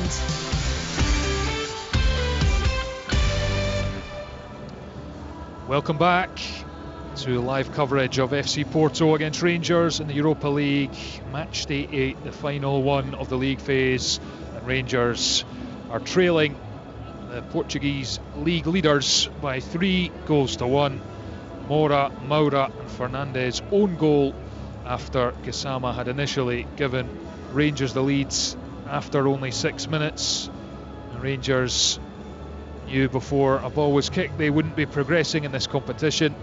And Porto, as it stands, in 6th place and heading through to the last 16 directly, skipping out the knockout playoff round in between, which Celtic are on course to feature in. 3-1 up at home to Utrecht at half-time, and it will be interesting to see what the Rangers head coach Danny Rule does with his substitutions, how early he makes them, because this game is probably beyond them given the 2-goal deficit and the quality gap that, let's be honest, already existed to a team in Porto's form and with their pedigree this season, and with a huge game away to Hibernian to come on Sunday. That has to be the priority for Rangers as they trail Heart of Midlothian by 4 points in the title race. Can ill afford to spill any more points. They certainly haven't been doing that recently. 6 wins on the spin in the league, and they were unbeaten, have been unbeaten in their last 8. That unbeaten run under serious jeopardy right now, but up till tonight they're on their best run since They won 11 straight games from January the 2nd, 2024 to March of that year under Philippe Clement. So the form has overall been pretty good, but Porto have been very much a step up. Billy Dodds, former Rangers striker, alongside me in terms of that run Rangers have put together. I mean, they've beaten Aberdeen twice, obviously beat Celtic at Celtic Park. We know Celtic have got their troubles to seat, beaten Dundee, a few others, but Porto by far the best side they'll have played in this recent upturn. Absolutely. I mean, I've got to say, for 20 minutes or so, it didn't look like that at times. But once they got their act together, and it shows you how good a side they are to have the mindset of going a goal down and still just keep doing the same things. Get the equaliser, you can see the confidence growing. They've really peppered Rangers' goal after that. And if Rangers are not careful, you know, they could end up losing 5-6, and they've got to really be rock solid, try and get the next goal, play for that. We can see a couple of subs being made, so they're trying to make sure that's reinforced, that they're rock solid this second half and try and not give too much away. Yeah, I saw a flash of John Souttar there, so looks like he is going to be one of perhaps a couple coming on for Rangers at the break, which makes sense in terms of shoring up the back line for sure. Probably Rangers' best defender, but in terms of a player with his sometimes injury records, maybe think about protecting him, but it's the balance Danny Rose is trying to strike between the job at hand in this second half and the wider context of the season, as the Porto players now emerge back onto the grass at the soaking wet Estadio Dragao. Souttar ready to come on, and we'll see who he has replaced shortly. John Souttar, he has missed 10 matches already this season, looking to make his 31st appearance in Europe. Porto emerging. Samu Agiawa, their top scorer, is making his way onto the fields, and John Souttar is on, and Magoma, I think it is, who has been replaced. So I wonder if that's Aarons over to the left hand side, Billy, and then I would think so. Tavernier on the right and Souttar into the back three. Yep. Strong back three, we look at it. Fernandes and Giga, Tavernier to the right, as you said, and Max Aarons going over to the left hand side. Tavernier struggled, I think, in that first half, fair to say. He's kind of maybe moved them out from the right centre back role. Yeah, you would think that wide wing back role would cause them problems as well if they get the wingers flying at you. So it's about 2v1 in wide areas for Porto at times, so Finlay Curtis will have to help him. Early ball in towards Froholt is headed away by Rangers as the second half gets underway. Porto 3, Rangers 1, as Pepe plays it back to Kivior, who is on loan. Oh, and a mistake there, and Chermiti is onto it, but then he loses his footing. It was Bednarek who was caught at the back, and Chermiti, had he stayed on his feet, had a clear run through on goal there. It might prove me wrong. I think it's looked as if he's caught. I think stay down as if he's been taken out. It's an obvious goal scoring opportunity. We saw what happened with Celtic against Hearts at the weekend, so it's a case of, I might be wrong, he might have got a wee touch on the ball, the defender, but it looks as if he'd taken Chermiti out, and if he stays down there might have been a decision to make. Yeah, it'd certainly be interesting to see that one again, as Porto guilty of switching off momentarily there. Come down the left through Moura though, and it's returned to him by Pepe. Flag is down for now, but it's now gone, and the referee confirms Moura is offside. And Porto have been increasingly looking for the balls just dropped in behind the Rangers defence. Weren't doing it early on, but they've had a couple of successes from it, including the penalty check when Fernandes made a terrific tackle to stop Pepe. Here's Curtis, created the Rangers goal, and it's now with Giga back to Butland on the edge of his 18, across to Souttar. Souttar back to Butland, who's being pressed by Samu, takes it towards the edge of his box and doesn't get the best clearance on it. Froholt gets a touch, falls for Tavernier, gives it away. Pepe with a lovely flick to Moura, and he tries to turn and slips, and Raskin has it, and up to Chermiti, back to Curtis, who fires it over now to Gassama. Rangers have a chance to pin Porto back here. Gassama inside to Diamonde, stretches and controls. Ahmed Diamonde scored the winner last week against Ludogorets. Out to Aarons, whose ball is rather aimless, and Porto can let it bounce behind for a goal kick. They lead 3-1. It was good play overall. I mean, Finlay Curtis spots a great diagonal pass that sets Rangers free in the left hand side. Once Aarons joins in the attack and moves on his right foot, I think Tavernier's got to continue his run. Maybe he's just tired of defending, he can't get himself forward, but if he can just get himself forward, he was in a good position where Aarons might have been able to pick him out, and Rangers had an opportunity to get back in it. Porto play out from Costa, the goalkeeper, then go long through Kivior, and Mora had made the run, and Rangers deal with it initially, and then it falls for Giga. He carries towards the halfway line, and then it's turned back and strokes it to Fernandez. Now Suter up to Finlay Curtis, and the youngster takes his position in the front line as it's played forwards to Max Aarons, who is now at left wing back. Aarons squeezes it back to Giga, Diamonde, and Rangers not really going anywhere at the moment, keeping the ball low as it goes back to Jack Butland, who will be rueing his part in Porto's second goal when he rather half-heartedly came to collect and collided with his captain, allowing Francisco Moura the ability to tap into an empty net. Chermiti turns. Diamonde, Raskan, and that's given away, but it will actually fall for Chermiti. He's done well to recover that. The striker gallops forward, gives it to Aarons, just inside the box, goes in the outside, low ball, cut out, back to Aarons, goes down, looks at the referee, and he gives the free kick against Aarons, and he's going to book him for simulation. Yeah, I'd be a bit embarrassed if I was Aarons there. You can see right away he's just going to chuck himself once he takes a touch. Does well initially because he drags it, puts in a good ball with his left foot low. It's cleared back to him, but it's not the best attempt to dive, is it? Yeah, he's fallen before the defender's even put his leg out, and actually the defender doesn't even put his leg out. He withdraws it before it's even... Take it from a former striker who knew how to get a bit of contact at times. That's not the way to do it. No, that is the very law book IFAB definition of simulation there from Max Aarons. He deservedly goes into the referee's book. 50 minutes played, FC Porto 3, Rangers 1, as Fernandez jostles with Samu. Rangers win it, and Curtis has kept hold of it. He's played well. Rangers number 52 as it goes to Diamonde now, and then Aarons. He's up in the same position.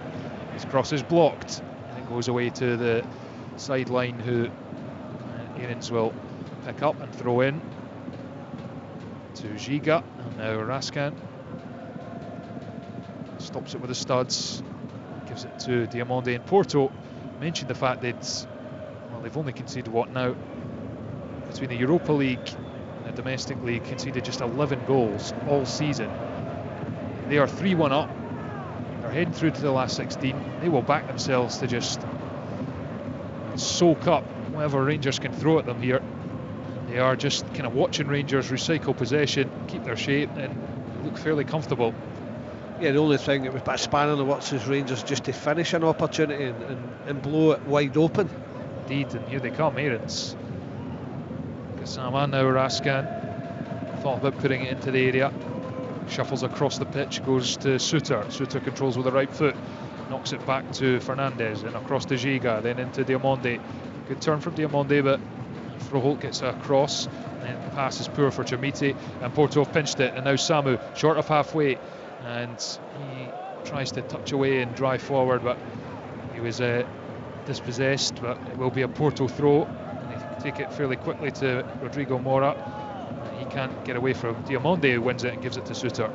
I see why they don't lose many goals, Porto. I mean, they are set up in a 4, aren't they? But they turn it into a 5. I'm not sure, and I'm looking at both fullbacks, and they're out there, and I'm thinking, how do they make it a 5? And I'm sure it's one of the midfielders that just drops right in when other teams have possession in front of them.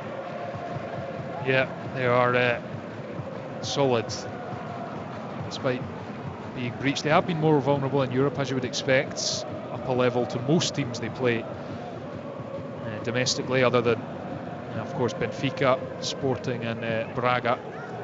Braga also heading through to the last 16 as it stands, Sporting through in the top 8 of the Champions League this season, and we saw Benfica in dramatic fashion with Trubin, the goalkeeper, scoring the last minute of stoppage time against Real Madrid to send them through in the Champions League. Yeah, it's a Jose Mourinho masterclass, wasn't it? It always happens to him for a reason. Sending your goalkeeper up, needing a goal, and then not a bad finish, I have to say. It was a great header.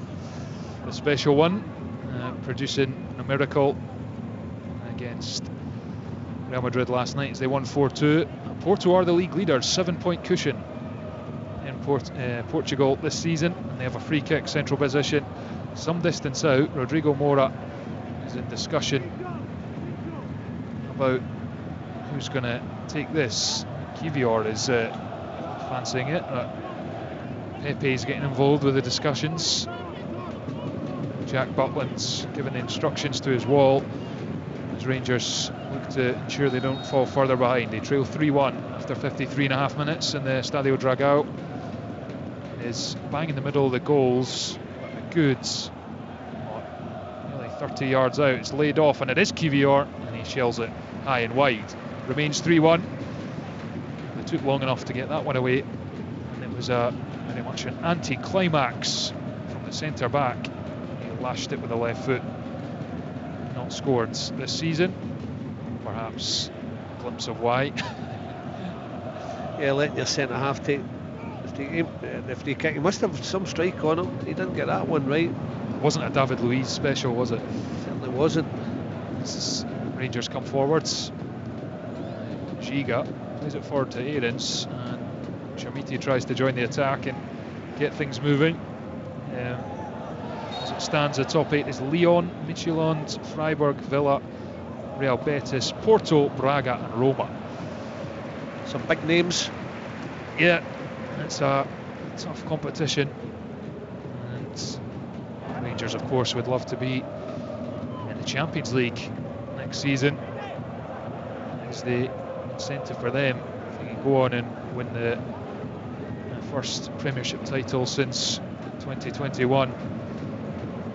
Yes, I'm watching how they do it, and I'm saying, how are they getting a 5 minutes? Varela, the sitting midfielder, I mean, he just goes right back into the back 4, turns it into a 5 at times. I mean, right back, and he tells the centre half to follow the striker, and he just sits in there, makes it a solid 4 if one of them jump, one of the centre halves, or if they want to just sit, it's a solid 5. And I was wondering how, and then obviously the other 2 forwards just drop in front of them, Moura and Froholt.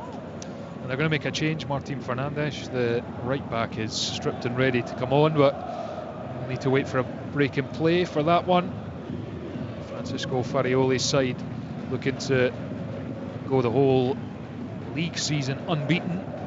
Porto have managed that 2 times before. One of those was under Andre Villas-Boas in 2010-11 when they won the quadruple, including this very competition. Villas-Boas, now the club president, returned recently, won the election. Porto, a club that famous for bringing players over from Brazil in particular and develop them into stars. You think of Hulk, Falcao and others. Falcao, Colombian of course, but he got a real hand in that South American market, but they struggled financially in recent years.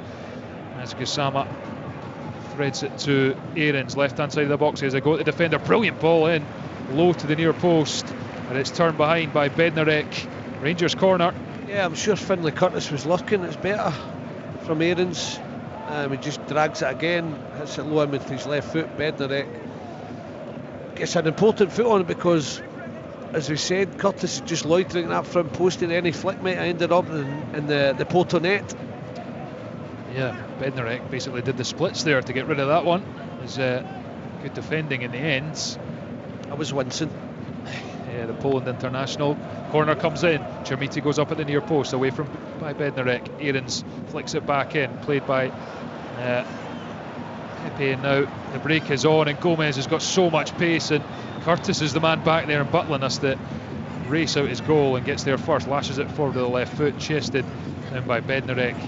Porto comfortably mop up, and Raskan has given away a free kick on Varela. He was it mopped up there. Yeah. Varela, I mean, he's incredible. I watched him again coming from that back five and sprinting into midfield, so he was an out and out midfielder, and then gets himself back in, mops up and taken out by Raskan. Yeah, the Argentinian 24-year-olds, as we see a rerun of Butland getting out to lash that clear. Saying to you, Thomas, as it was you put it in my mind by saying about they hardly lose any goals, they're miserly, I think it's the way you described it, and I can see why. Yeah. No, that's interesting. As Rangers make two changes, Miofsky and Antman are on. So Oliver Antman makes his first appearance since the 0-0 with Falkirk on the 30th of November, been out with injury and slowly coming back. Fernandez was one of those to make way. Gassama was the other one. So I wonder if that will mean a change of shape as well. Rangers have lost one from the back line. Soon it will. Aniro trying to get his side back in this game. They trail Porto by 3-1, a minute and a half short of the hour mark. They drag out. Chermiti, some words with Alberto Costa. And Celtic still 3-1 up against Utrecht. They are currently 20th in the standings, which safely puts them in the unseeded places in the knockout round. So Roma have just dropped out, replaced by Bologna. So they're still moving parts. Porto currently doing what they need to as Rangers knock it back to Butlands, to Tavernier. Antman, he's deep in his own half under pressure and he's robbed, but illegally, by Francisco Moura. Free kick to Rangers. Antman got a wee bit lucky. I think he throws himself to the deck there when he takes a touch and he's in a real dangerous area in his own half, and I might be proven wrong. Utrecht have just scored. It is now Celtic 3, Utrecht 2. So I can only imagine the nerves going around Celtic Park at the moment, having been 3-0 up in that game. Half an hour to play, and the Dutch side haven't won a single game in this competition, and they're mid-table in the Eredivisie this season. Celtic making heavy weather of it all of a sudden. Rangers trying to get back into this game as we hit the hour mark in Portugal. Porto 3, Rangers 1. Rangers not in a position to qualify. We knew that before a ball was kicked. Having won just one game, drawn one, lost 5 of their opening 7, and are on course to lose another here. As Diamonde gets a free kick in his own half. As Diamonde, who was the guilty man.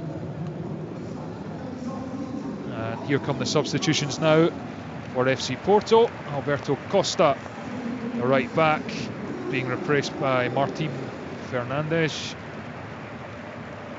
And there is one other on the touchline. Francisco Farioli is looking to bring on, and it is William Gomez, a Brazilian 19-year-old winger who's ended up setting up 2 goals. So he's replaced, and it is Borja Sainz who is coming on.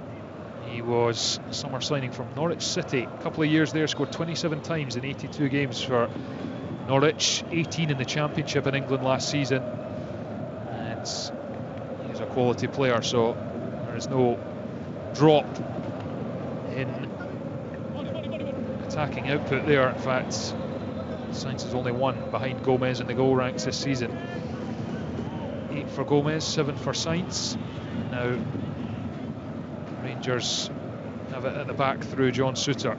Plays it forward to Antman, takes it on the turn, just well short of halfway. His pass is blocked by Moura. Now he weaves his way forward, and it's hard to pin down, and eventually gets the ball away to Victor Froholt. He holds off one, then gets the pass to Samu. Sliding challenge from Souttar prevents the striker from rampaging into the box. Throw in, and John Souttar is screaming that it took a nick off the Porto player, but they throw it into the box. Souttar heads it away. It's down by Miofsky, and then Diamonde with the left foot. Long ball. good touch by Chermiti, and again, still got it, Yusuf Chermiti. Brilliant turn. And he plays into Aarons on the left-hand side. He gets onto the right foot, back to Diamonde. Goal would shake things up for Rangers as Raskan goes from distance, and Costa has to make the save. Yeah, it's a fair effort and brilliant from Chermiti at the hold-up play, and then eventually work it back in the park. He's only 30 yards, Raskan. He catches it, it's dipping a little bit, but goalkeeper's always got it covered, Costa, and he's making sure it goes round the post. Yeah, he's a top keeper, Diogo Costa. Would have to be someone special. It did look like it was creeping in at the post, inside the post. Rangers corner, they trail 3-1. Goal would shake things up with half an hour still to play when you include stoppage time. Tavernier outswinger, poor, doesn't beat the first man. Drops for Curtis, out to Antman. Antman slides it to Tavernier on the right hand side. He crosses from deep, it's a really high one, hangs it to the back post, it's stayed in. Porto allow it to bounce. Diamonde plays it back up the line to Aarons. Aarons sends it in with a right foot from deep. Headed down, or it's flicked away. Now Tavernier from distance, blocked by Mora. Now breaks for Samu. He's going to try and drive away from Antman. Oh, he slides the pass in front of Mora, who keeps it in on this near touch line. He touches it beyond Tavernier, who commits the foul just around halfway. The free kick is given. Probably a worthwhile foul to give away for Rangers. Porto look to break. Celtic have scored, Billy, just as I'm checking there, Austin Trusty, so they're back 4-2 in front. So bit of a crazy game, that one. Yeah, you would think the nerves have eased. It's never straightforward these days with Scottish clubs. No, you're right. Just looking at the Mora incident again, I mean, it's a brilliant nutmeg. Tavernier, he knows he's got quality, but he's also got quality at rolling about as well, because Tavernier never really got him, and he's holding his leg as if he's been clattered. Porto leading 3-1. They have it at the back. It's been a second half of precious few chances for either side. Porto have not been very adventurous because they don't need to be. Their position is a strong one. 2 goals in front, and safely tucked into the top 8 of the table. On 17 points from their 8 games. Heading straight into the last 16. As Raskan is penalised for a late challenge on Varela. Porto, of course, 2-time winners of this competition. First one under Jose Mourinho, and they beat Celtic 3-2 in that final in Seville, and then the VS Boas one I mentioned in 10-11. Twice winners of the big trophy as well. Champions League in 04 and 1987 European Cup, as Suter stabs it forwards, taken by Jakub Kivior. Forward for Rodrigo Mora.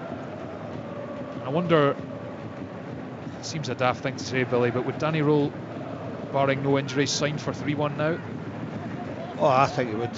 I mean, you're talking about this momentum and confidence going through your team with 8 straight wins, and I mean, it's no shame going away to Porto and losing, but you don't want to lose 5 or 6 where it just dampens the confidence as well. So just keep that up. You take your defeat. You've played. You've done a lot right in the game, especially early on, and you just take that momentum forward. But if you get any more against you, it could certainly dent the confidence. Yeah, Pablo Rosario and Denis Goul are ready to come on for Porto as well. Raskan plays it to Giga. Giga out to Aarons on the left touchline. He slides it infield to Diamonde. Diamonde turns, goes to Raskan, he goes back to Suter. Diamonde, Raskan. Raskan curls one to Tavernier, controls right-footed. Tavernier gallops forwards, and his pass into the area is between 2 teammates, and it's cleared by Porto.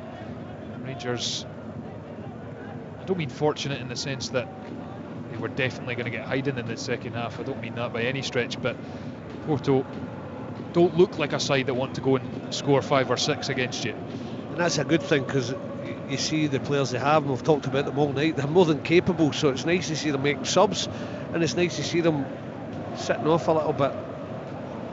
Here comes Finlay Curtis. A goal for Rangers could change the complexion of this game. Challenge goes in on Curtis. Referee's happy with it as Froholt carries forward and he is bundled over. Fair challenge, out for a throw in though. So Porto, Chermiti battling back.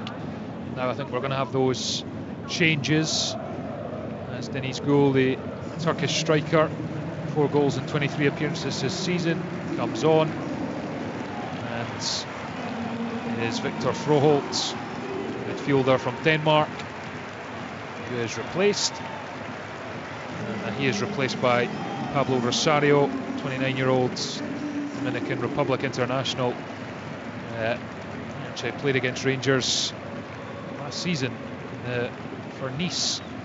Rangers beaten 4-1 out there under Philippe Clement, and Samu is also replaced for Deniz Gül. Rosario, in fairness, did play as centre back, which is not his most natural position in that game as Rangers ran riot. He's a holding midfielder by trade, really, as Suter takes it in his own box under a wee bit of pressure from Gül, the substitute, but gets it away. Now Max Aarons can exploit some space as he comes over halfway. Ant-Man's got the hand raised and screaming for it. He's got a bit of space, but Aarons goes to the other side, and Curtis, who sends it to Ant-Man, had made the run into the box, but it's picked off pretty easily by the Porto defence. Left foot clearance down the line. Gül challenges. His header goes out for a Rangers throw-in. It is all very low-key. Yeah, low-key. It feels like two sides who are fairly content with the way things are. Rangers are going to make another couple of changes. Mikey Moore and Telo Asgard are going to come on. But yeah, Rangers want to put this miserable campaign to bed. And Porto have the job all but done in their quest for the last 16. And Youssef Chermiti is going to be replaced. Another good shift from the number 9, but not really been involved in any real sense in attack. Rangers have struggled for sustained attacking periods, or certainly incisive attacking moves, as Mikey Moore comes on. Finlay Curtis is also off, and Telo Asgard comes on. So Tavernier strokes it back to John Suter as both sides ring the changes. Diamonde in midfield back to Butland. 20 minutes plus stoppage time left. Porto 3, Rangers 1. Rangers with a massive game away to Hibs on Sunday. They've then got Kilmarnock at home. Billy, you're Kilmarnock. And then Queen's Park at home in the Scottish Cup. That confirmed after Stranraer were thrown out for fielding an ineligible player. And then they've got Motherwell away, Hearts at home. Massive month for Rangers, given the way Motherwell have played all season, and obviously the league leaders Hearts to come to Ibrox.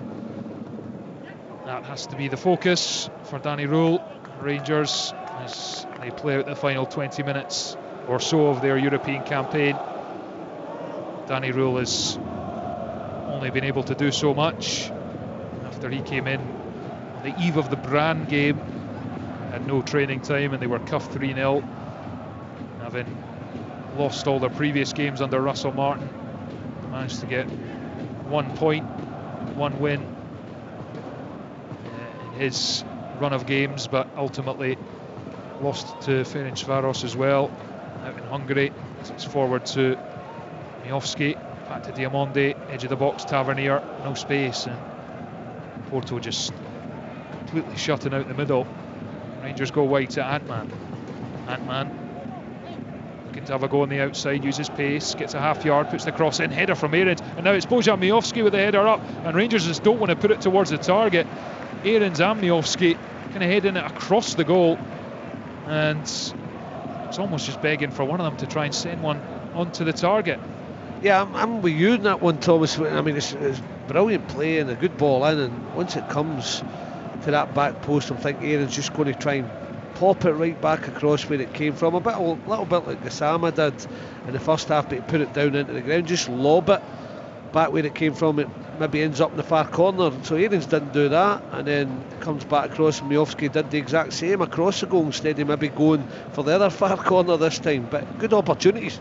Ant-Man, cross blocked by Varela, corner to Rangers, who have had the vast majority of the ball in the territory in the second half. But Porto, as we've mentioned all throughout the coverage, they just look like a side who are completely comfortable defending in their shape, well drilled, 2-goal advantage, and come and see if you can break us down. They've won a lot of their recent games by just 1-0.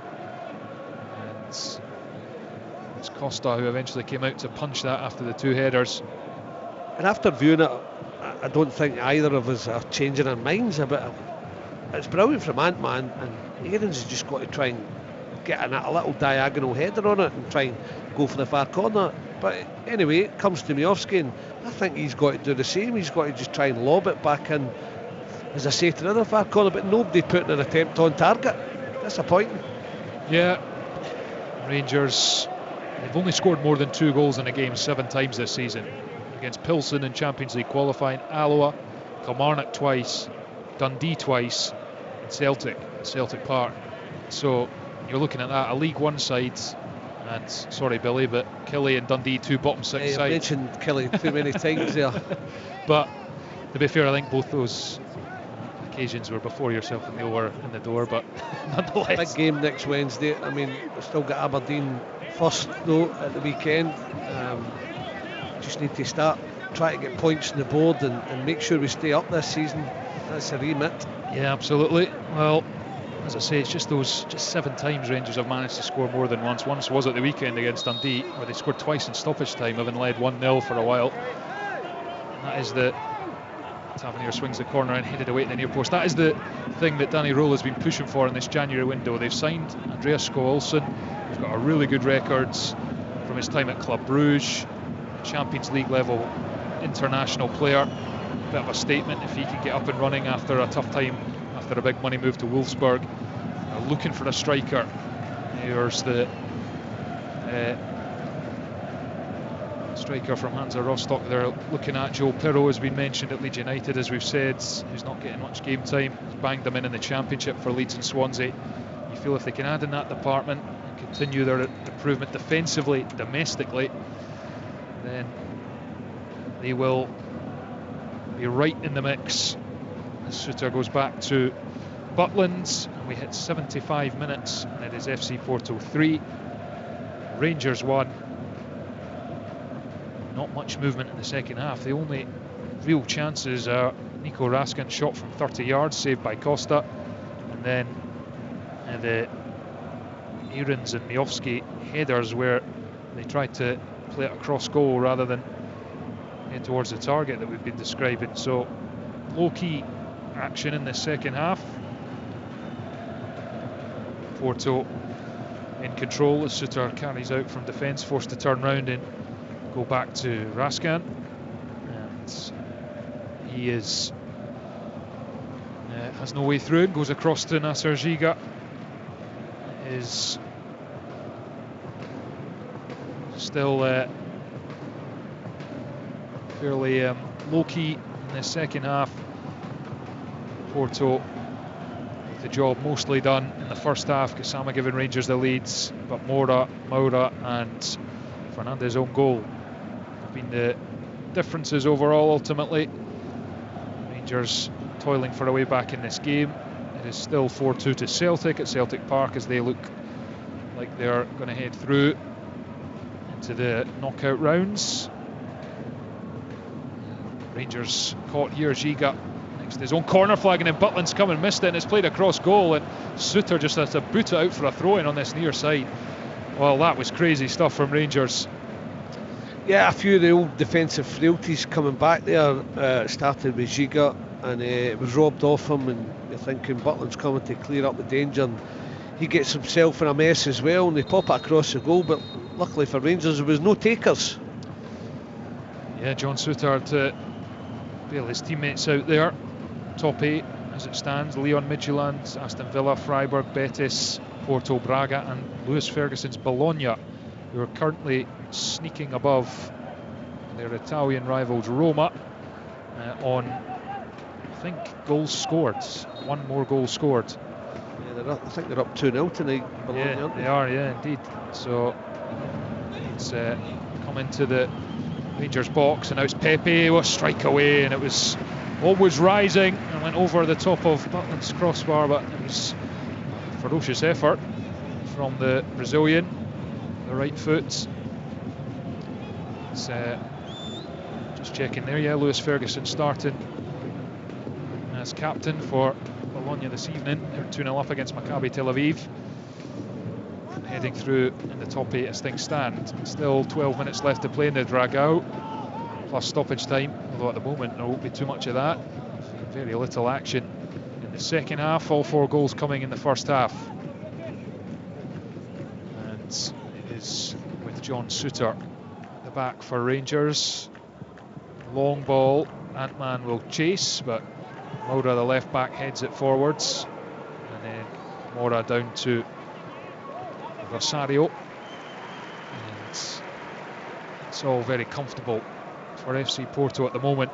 I feel like they're dealing with Rangers comfortably in an attacking sense, and they are in no rush to get the ball forward, just controlling it at the back here, and they've popped it around Rangers, and Moura now is over halfway, and immediately they're looking like they're going to go into the box. Borja signs, reverse pass for Moura, his cross isn't the best, and Butland is able to pluck it from the sky above his head in the 6-yard box, but that was a bit too easy for Rangers liking.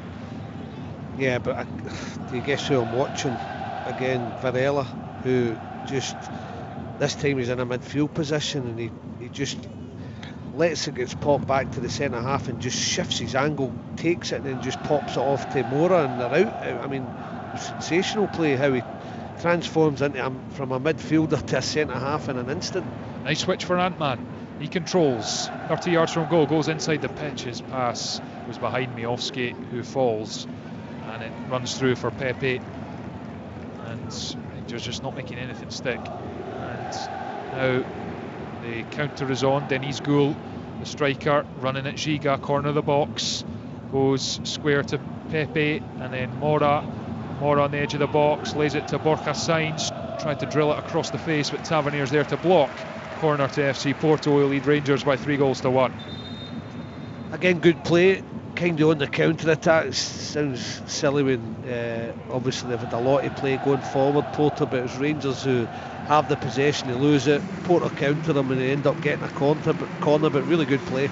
Standing ovation at the Dragao for Rodrigo Moura, who grabbed the equaliser, and he is being replaced, and number 10, Gabriel Vega, is coming on, the 23-year-old Spaniard, signed from Celta Vigo, got a couple of goals in the win over Nice. The first one was after 18 seconds, so corner to Porto, Vega is on, in-swinger, headed away at the near post, but it's all flicked to the back post by the Rangers defender, and then it's a bit of a mess, and Rangers get the free kick, which will help them immensely, because that was a bit of a tough spot. They struggled to deal with the corner. Yeah, I think it was Rosario at that back post that you can see clearly has a push. I think it's on, is it Giga? And the referee is blowing for it, he spots it, but it was a clear foul. 81 minutes played, Porto 3, Rangers 1, on BBC Sport Online and 5 Sports Extra 2. Final match day in the Europa League. Rangers were already out, Celtic heading through, Villa heading through in the top 8 as well. And here come Rangers. Max Aarons, left hand side of the box, hooks the cross over everyone, and the offside flag I think went up anyway against the Rangers full-back. Swear Nottingham Forest also 3-0 up against Ferencváros, so they are heading through, not in the top 8, but they will be in the knockout rounds. At the moment the seeded positions are Genk and Bologna, who have dropped because it means Roma Must have scored a couple. Anyway, back to matters here. 8 minutes left plus stoppage time as Rangers trail Porto by 3-1. Ant-Man forwards, and then the passes in front of Mikey Moore, right hand side. Good sliding challenge that from Jakub Kivior, and he will take the throw in. Rangers. Tavernier. It's Raskan, Tavernier, Ant-Man, and then forwards. Ant-Man loses his footing, looks at the referee, who says the defender got the ball. I think it's going to be Ant-Man being told to calm down by the referee as he makes his protests known here. So I can understand why he's a bit upset. It's definitely a free kick and the referee doesn't give him it. Clearly taken out. One of those nights for Rangers. They've been a potent Europa League force in recent seasons. Quarter-finals, final in 2022, but this year it's been a toil, bit of a write-off as Raskin comes forward now. Miovski can't get it onto that left foot, works it to Diamonde in the edge of the box. Now it's back to Diamonde. Aarons steps forward, he's in the box, left-hand side, goes back to Raskin. Diamonde. Diamonde drives forward, tries to exchange the 1-2, breaks for Asgard. Porto have won it, and Gould, the striker, holds off a couple and then runs into space and runs into Tavernier, and then it's won now by Porto. The sliding challenge is evaded by Sainz, and he's running at Aarons. He's jinking across, gets onto the right foot. He's got support from Pepe, controls with the right foot, chops back onto the left, shot took a little neck and goes into the gloves of Butland, who dived low to his right. Yeah, I mean, it's a little deflection, takes the pace off it from the Pepe shot, brilliant from Sainz, as you say. What I have to say is it's a brilliant decision from the referee to wave play on, because Porto had a man wiped out, could have given the free kick, wave play on, and the counter-attacked and could have been 4-1 up, but really good play from the referee. Yeah, Rangers caught there. Sainz, I thought he could have maybe rolled in Pepe a bit earlier. Allowed him to hit it first time, but maybe that's been picky. 5.5 minutes left. Yes, yeah, as always.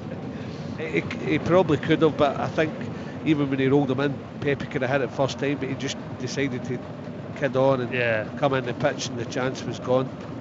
Yeah, it's 3-1 to Porto. 5 minutes left of the allocated 90. I'll see what stoppage time is forthcoming. There can't be many minutes to be added. There's one little injury to Diogo Costa for a bit, but other than that, I think both sides would happily see the whistle blown as soon as the clock hits 90. Here's Mikey Moore driving in from the left from deep. Tavernier forward to Ant-Man, tried to thread it through to Moore. Path is blocked. Porto have it, and they will accept that throw in pretty gleefully. Applause from Francisco Farioli. They can go back to league duty, and they can look forward to the last 16, which takes place at the start of March, as we see a rerun of this Pepe strike. Suter was also on the line in a position to block it. Rangers get back in numbers, in fairness. They do. It was a bit desperate defending, but honestly the advantage the referee played was really good to see. I'm sure it was Rosario who was cleaned, and when they broke, he had a little chip over from Sainz over the Rangers on rushing player, and that left it 2v2 for a while, and they were unlucky not to make it 4, but brilliant advantage. Nico Raskan dropping between his defenders to pick up for Rangers. A goal would certainly unnerve Porto and their home fans. They are inching towards the victory they needed to finish in the top 8 of the Europa League, and they too can switch their focus back to domestic business for a while as they look to reclaim the Primera Liga title. Not won it for 3 seasons, and only Benfica have won more top flight crowns than Porto, and sliding down the right hand side, and Pepe is onto it. Ball driven right across the 6-yard box. It was begging to be tapped home, but Tavernier got to it first and turns it behind for a corner. Yeah, again, brilliant play on the break, and real quality when he fizzes the ball in, takes Butland out, but Tavernier tucks himself round well to knock it for the corner. Indeed. It's Sainz who was following it in from the other wing. If Tavernier doesn't deal with that, he's getting a strike away 6 yards out. 2.5 minutes left of this game, plus stoppages. Vega is going to take this corner from the near side, in swing over the right foot. Here it comes, right on top of Jack Butland, who punches it away out to the far side of the box where Pepe picks up. Pepe cuts it to the edge of the box. It's Sainz with a strike, and it goes by Jack Butland's left-hand post. I mean, it's a brilliant pick out of Sainz. Could have crossed it across the face of goal. A lot of bodies in there. They pull it back. Sainz takes a touch, hits it, and I'm just watching Butland. He's just looking left, and he's as if that's in, but it misses the left-hand post. Luckily for Rangers. Porto won it back, and Kivior gives it straight to Mohamed Diamonde, who thinks about going forward, but nudges it back to Jack Butland. Up to Asgard, who loses the ball, mopped up by Giga. Smashes it into the air. Poor touch from Varela, who's been outstanding all night, and will be driven forward by Mikey Moore. Asgard shows for it. The pass is too hard, and it shins, and it takes a nick and spins through to Diogo Costa, the goalkeeper, who has been pretty much a spectator since Jedi Gassama headed past him after 6 minutes for Rangers. Just not tested him enough. Since then, in Porto, have since scored 3 times. Scored 3 times, but I've watched them closely. I love they work their socks off. They are incredible. And it's you that got me started watching, to be fair, when you mentioned those words about being tight and miserly, and I can see why. Yeah, it has been their trademark all season. Just 11 goals conceded between the league and the Europa League, not including the cups. They went out the quarter-final of the League Cup to Gil Vicente in early December. That's one of only 2 defeats all season. And the other to Nottingham Forest, as we mentioned in the first half, as Suter plays it to Aarons, back to Butland, who takes a touch and clips it forwards. And we have very much played the 90 minutes. Seconds remaining in this match, as Raskan gets a toe on that and goes back to Suter, who lumps it forwards, and Kivior plays it off Mikey Moore. 3 added minutes signalled by the officials. 3 minutes of Rangers' European campaign left. Porto up to 5th in the live table with a place in the top 8 all but secure, barring a 2.5 minute collapse, which does not seem likely, as Rosario was penalised. Rangers free kick. Rangers will move on to Sunday's action at Easter Road, where Hibernian will welcome them. Well, welcome's not the right words, but they will host Rangers. Full-time Celtic 4 Utrecht 2, so Celtic through to the knockout playoff phase. We're 3-0 up, and then Utrecht got it back to 3-2, but Austin Trusty's goal has made it enough as Kivior clears that Rangers free kick. Asgard heads it back, and Porto Rosario will just shepherd that out for a goal kick. Less than 2 minutes remaining, 3-1 to Porto. Francisco Farioli, we're looking at a picture of right now, will be fairly happy. They played on Monday night, Porto, against Gil Vicente, 3-0 winners. I tell you, the rain's not damaged his hair, eh? Immaculate. He's a plenty product. He's yeah, Italian style is definitely in his favour. Immaculately dressed, Farioli, as goalkeeper Costa takes a long goal kick, won by Suter, and Giga hesitates slightly, turns and gives it to Ant-Man. 1 minute left. Raskan, Moore in his own half. Varela gets a challenge in, and it's won by Porto. Chance here for Gould, strike away, and he's smashed it left-footed, well wide of the target. See who broke it up? Varela again. I mean, how I just watch him scanning things all the time, and when to drop in, and it's got to be instantly into that back line. Up 10 yards to be a midfielder, scan things, break it up, nice quick early pass. I mean, he's a sensational player. Doesn't look much, but the job he does, I think his teammates really realise the benefit. Here come Porto, looking to put some gloss on the scoreline. Last 20 seconds. Forward now. And here is Moura.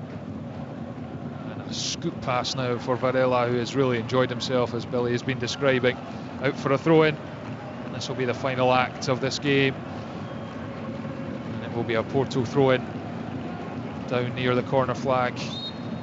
And the referee blows the whistle, and Rangers' disappointing and rather bleak Europa League campaign comes to an end with a 6th defeat in their 8 matches. It started so brightly when JD Gassama headed beyond Costa after 6 minutes, but from then on there was only one team in it. 28 minutes, Rodrigo Moura started a move and then finished it to level for Porto. 8 minutes later, Francisco Moura profited from a mix-up between Butland and Tavernier to make it 2-1 to Porto, and then 4 minutes before the break, William Gomez's corner was headed in to his own net by Emmanuel Fernandez. Porto were 2 goals in front and cruising at the break, and in the second half, with the defensive record they've shown all season, they just held Rangers at arm length. They were happy with the victory, which takes them into the top 8 and through to the last 16. And I think in truth Rangers were content to take no further damage, put a disappointing Europa League campaign to bed, and move on to focus on the run-in in what will be a massively intriguing and hugely critical Scottish Premiership title run-in. Final thoughts from you, Billy Dodds. I guess Rangers overall, the campaign has been disappointing, but in the second half I guess it was just about getting through this game, no injuries, no further damage to the scoreline, up the road and move on to Sunday. Absolutely, all of that. I mean, once you get the 3 goals to get it 3-1, you're thinking if they really go for it, it could damage confidence. But Rangers, well, Porto made subs, came off the game a little bit. An outstanding performer in Varela, and just saw the game out. They just know how to snuff out, they still know how to counter-attack, just did enough. But Rangers dug in there to get a result probably that doesn't do them any damage whatsoever. They're out the competition, as you say, Thomas. It's been disappointing, but tonight they stood up well at times, but on a fair show. Yeah, what is also disappointing for Danny Rule is their run of 8 straight victories come to an end, but this was always going to be their biggest test of their recent run of form. They failed that test, but the more important one overall is the one to come over the next few months as they try and win a first Premiership title since 2021. So full time at the Dragao on match day in the Europa League. It ended Porto 3, Rangers 1, and that concludes our coverage on the BBC Sport website of this game and Rangers Europa League campaign, and on 5 Sports Extra 2 as well. For more reaction, you can head over to BBC Radio Scotland, which you can get on BBC Sounds and BBC Radio Scotland Extra on digital medium wave and online as well. But from Billy Dodds and from myself, Thomas Duncan, thanks for your company. Good night.